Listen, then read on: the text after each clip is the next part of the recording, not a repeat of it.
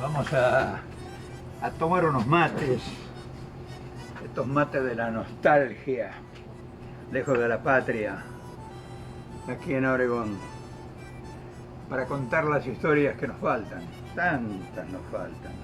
Pero bueno, hoy quería poner en contexto todo el relato este de que ha habido previo, o sea, de todo lo que yo he venido contando, de todas las andanzas estas del exilio del general. Y hemos llegado a la parte medular del tema, o sea, cuando Perón se instala en Caracas.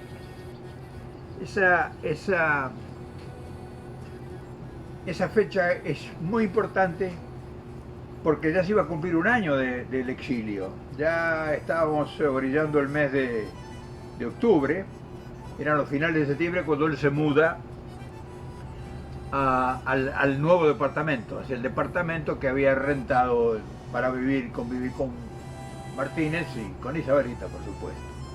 Entonces, ese es el quiebre del exilio. Es la primera vez que Perón se instala. Y de eso quiero hablar. Quiero contar cómo vivía Perón en Venezuela, cómo era el departamento, o sea, la historia minuciosa, esa historia simple. Porque las historias tienen que ser rimbombantes cuando se cuentan leyendas, cuando la gente necesita argumentar, inventar cosas. Pero cuando se cuenta la verdad o la realidad, las historias son simples, porque el ser humano vive simple. El que hace todo un aspaviento de todas las trayectorias es porque necesita insuflar una situación que no es real, que no es verdadera. Esta es una historia simple, porque los protagonistas, excepto Perón, que era el gigante, nosotros éramos unos muchachos comunes, unos perejiles, por decirlo bien y pronto. Esta historia de hoy no tiene desperdicio, porque se van a enterar de algo que realmente no lo van a poder creer. Así que, mientras tomamos unos matecitos, acá lejos de la tierra, de la patria, voy a rebobinar en el tiempo para contarle una cosa más de aquellas tantas que todavía están almacenadas acá y que espero despacio ir contándose. Necesito ayudarme con unos apuntes previos porque así le damos relación a la historia, si no a veces se me van, o sea, se va el del contexto. Estábamos, como les decía, en septiembre, fines de septiembre de 1956. Se alquila un departamento como a unas 30 cuadras de donde estábamos antes, o sea, del centro de Caracas, en un lugar que era la avenida Andrés Bello, y en un edificio de 15, 16 pisos que se llama Jos Marie. Ahí consigue un departamento modesto en el piso 11. Un departamento donde sería más o menos de 90 metros cuadrados, o sea, la entrada estaba, el ascensor estaba acá, se entraba por una puerta que estaba al principio del departamento, se ingresaba a una sala que tendría unos 3,50 metros por 7 u 8 de largo, que daba a un balcón, un gran ventanal, un gran balcón, que uno salía al balcón y tenía todo acá el Cerro del Ávila, una montaña muy importante que separa a Caracas del mar, de La Guaira. Entonces acá salía ahí ese verdor imponente del Cerro del Ávila, la ventana, que yo le saqué algunas fotos a general y algunas las voy a publicar, ya las he publicado. Se entraba y había un pasillito acá. De este lado estaba el dormitorio del general y aquí estaba el dormitorio de Martínez, de Martincho. En esta parte de acá del departamento estaba la cocina. En esos días contratan a una señora española, Olimpia, para cocinar y hacer la limpieza del departamento, en fin, mantener el orden ahí. Así que Olimpia se hace de la familia prácticamente. A la salida de la cocina, aquí en este lado, había como un fichero de metal, y arriba del fichero había permanentemente cargado un Colt 38 Smith Wesson. Ahí arriba estaba siempre, por las dudas, decía el general. O sea, esto era el medio. Los muebles eran unos muebles muy ordinarios que había comprado en las Sears aquel día que lo insultaron en general, que creo que ya he contado. Unos mueblecitos de tubos con un tapizadito de plástico, dos silloncitos y un sillón grande, una mesita ratona en el medio. Eso era todo el mobiliario que había en la sala, en el living ese. Y allá al fondo, contra la ventana, contra el ventanal, estaba un escritorio chiquito, más o menos así, donde tenía que generar la máquina de escribir. Entonces él se sentaba dando la espalda al ventanal. O sea, era un blanco perfecto si alguien lo estaba siguiendo para liquidarlo, porque él se veía desde abajo, se veía la espalda de Perón. Él decía que nadie muere un día antes. Y bueno, dice yo, lo que pasa es que si yo me pongo de frente me da la luz en la cara. A veces así me entra la luz por la espalda y yo escribo tranquilamente. O sea, todas estas cositas conformaban ese mundo que casi nadie conoce, porque los historiadores que han hecho la historia de Perón y el peronismo, muchos no lo han conocido a Perón, y algunos lo vieron en el balcón o en la foto. Entonces no pueden tener referencias sobre las cosas verdaderas. Esta no crean que yo pretendo convertirme en un historiador. Yo estoy contando un cuento de una cosa que yo viví. Y el valor que tenga lo dirá el tiempo, no sé, eso no es mi preocupación. Mi preocupación es contarle los detalles. Ahí se instala Perón. En ese lugar, en esa caja, en un piso 11, allá arriba, estaba el monstruo, el tirano de puesto, el que se comía a los niños crudos, el general Perón.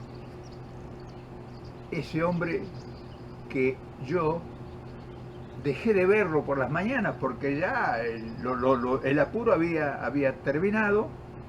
Entonces yo le dije, vea general, yo voy a seguir con mi tarea.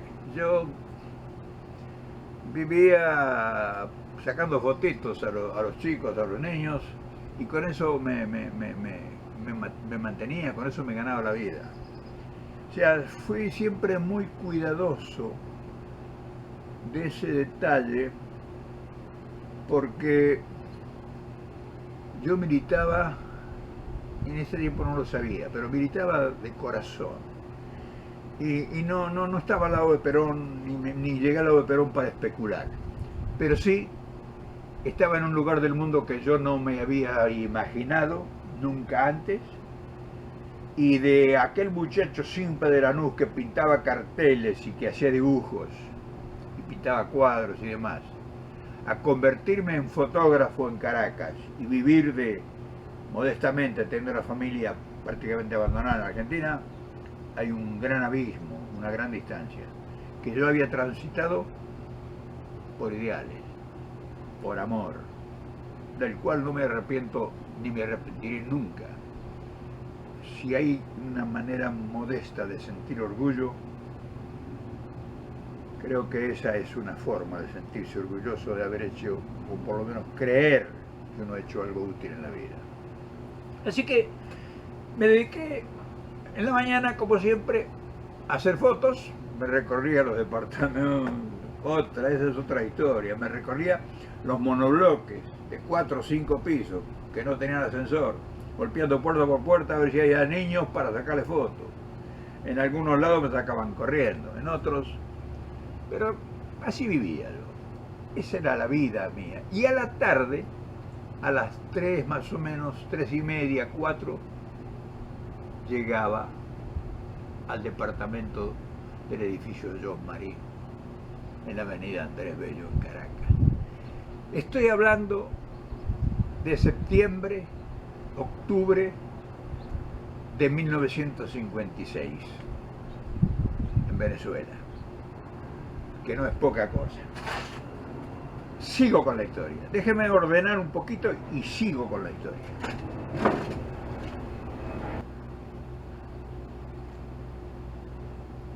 Mientras eso sucedía en Venezuela, en Caracas, en Argentina ya se estaba poniendo en marcha en forma organizada por Perón lo que se le llamó luego la resistencia. Pero claro, no había dirigentes, era un montón de voluntades y un montón de gente presa en la cárcel. Entonces, esa nueva corriente dirigente era todo improvisado. Era un movimiento improvisado de voluntariosos que nos pedían cartas, que nos pedían cosas y que Perón le mandaba, y empezó a armar su estructura política, su nueva estructura política, porque debe decir una cosa que quizás no lo sepa mucho. La dirigencia política del peronismo defeccionó toda. Todos traicionaron a Perón. Todos, sin excepción. Muy pocos se mantuvieron firmes. Después vinieron pero en el momento que las papas quemaron, se borraron todos. Todos, ¿eh? Por eso decía Perón, ¿cuántas veces lo habré dicho? Cuando más conozco a la gente, más quiero a mis perros. Y bueno, esa reconstrucción de Perón, ese proceso de ave fénix, de resurgir de sus cenizas, se debió a esa gran fuerza interior del hombre vencido, que no se dio por vencido.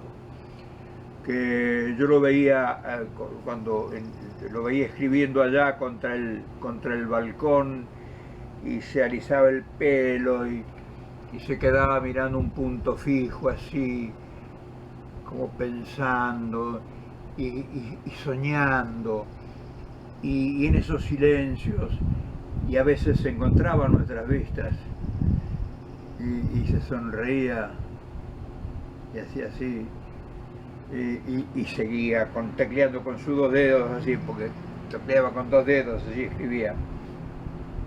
Y bueno, pero así, con esa maquinita de escribir, ganó la batalla. Fue el único general que ganó una guerra con una máquina de escribir. Ya eso la voy a contar porque eso es muy importante. Perón a lo largo de su exilio habrá escrito unas 40.000 cartas, que no es poca cosa. Pero bueno, esa es otra historia que ya la voy a contar en otro momento. Lo importante es que ahora el hombre estaba reconstruyendo esa estructura que le había fallado a él. Todos daban la vida por Perón, yo no conozco esa historia de la vida, de que nosotros nos vamos a matar, de que pasarán muertos por sobre nuestros cadáveres, todo cuento chino, eso es mentira, todo farsante, todo el que dice que da la vida por... es un mentiroso, es un farsante, no es cierto. Son los primeros que huyen cuando las papas queman. Yo vi miles que decían la vida por Perón y después se borraron, todos. Surgió la gente de abajo, como el caso mío, que yo no era nada, pero surgió gente de abajo, nueva gente, que realmente fue la que posibilitó el retorno posterior de Perón. Pero fue una lucha larga, que hubo que echarle mucha sangre a la máquina para que funcionara. Estas historias se entremezclan. No era drama tampoco, no crean, había bromas, nos jugábamos con bromas, o sea, tratábamos de que fuese llevadera ese exilio que algunos nos habíamos impuesto y que el general estaba sufriéndolo en plenitud. En ese tiempo que se instala Perón, empiezan a surgir, a salir como de abajo a la cama, un montón de peronistas, que llegaron con ínfulas ahí, y Perón nos guiñaba el ojo y decía, sí, este es uno de los que daban la vida por Perón. Pero bueno, esa es una cosa que uno va aprendiendo en el tiempo. La cuestión que empezaron a llegar cada vez más gente que quería ver a Perón, que llevaba documentos, que llevaba cartas, que llevaba eso. En 3 o 4 meses, Caracas era la Meca. Era una lluvia de gente que caía de todo rincón del país a ver a Perón. Y Perón, sus puertas abiertas. Lo podían haber matado, pero fácilmente. Las puertas de Perón estaban... Cualquiera subía al edificio y golpeaba la puerta.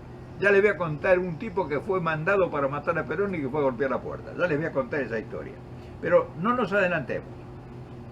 Esta historia yo quería contarla para que sepan cómo se estructuró todo el movimiento peronista en el exilio, con una militancia que no hacía ningún aspaviento paramilitar, que se jugaba la vida en el momento que las papas quemaban, que no recibieron ninguna prebenda de nadie y que muchísimos, pero muchísimos, nos quedamos en la calle por ser peronistas.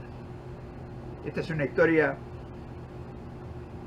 triste para algunos, para otros, como en el caso mío, maravillosa. ¿Cuántas veces lo volvería a hacer? ¿Cuántas veces? Infinidad de veces. Infinidad de veces lo volvería a hacer igual o más. Yo creo que fue muy poco lo que hice. Tal vez no lo hice más porque no supe hacer. Pero bueno, esa es una historia. Coméntenme lo que les produce este cuento, esta historia. Coméntenme. Estoy solo acá. Quiero saber de ustedes, saber qué les parece. Porque yo no pienso callarme la boca. Así que se la van a aguantar o me borran. Gracias.